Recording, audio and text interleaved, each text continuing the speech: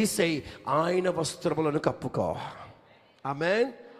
నీ స్వభావాన్ని మార్చుకో, నీ ఆలోచన మార్చుకో, నీ తలంపులు మార్చుకో, నీ ఉద్దేశాలు మార్చుకో, నీ క్రియలు మార్చుకో, నీ విధానం మార్చుకో.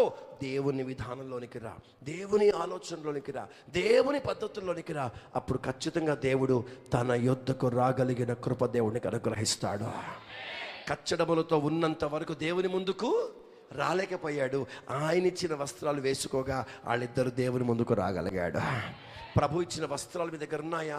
మార్చుకున్నారా? స్వభావాలు పద్ధతులు మార్చుకున్నారా? యాకోబు వచ్చాడు ఆహారం తీసుకొని వాళ్ళ నాన్న దగ్గరికి. అప్పుడు వాళ్ళ నాన్న చెప్పకయే బైబిల్ చెప్తున్న మాట ఏం తెలుసా? స్వరమేమో యాకోబు స్వరము, కానీ చేతులేమో ఏషియావు చేతులు.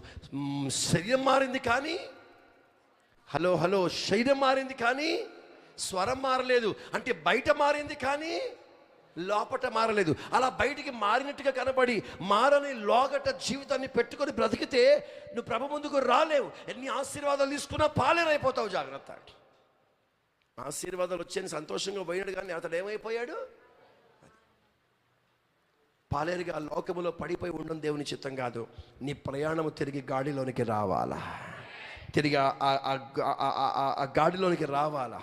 స్తోత్రం. పట్టాలు తప్పిన ట్రైన్ మళ్ళీ ఏం చేస్తారు? ఆ రాయి పెట్టి ఆ టెక్నాలజీ ఉపయోగించే వాళ్ళు, ఆ డిపార్ట్మెంట్ వాళ్ళు ఏం చేస్తారు?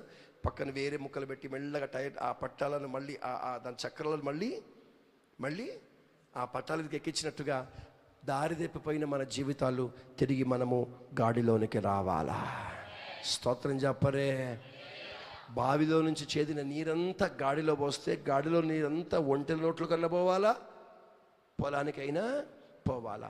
ఆ ఒంటెలు సేవకులు, పొలం అంటే సంఘం.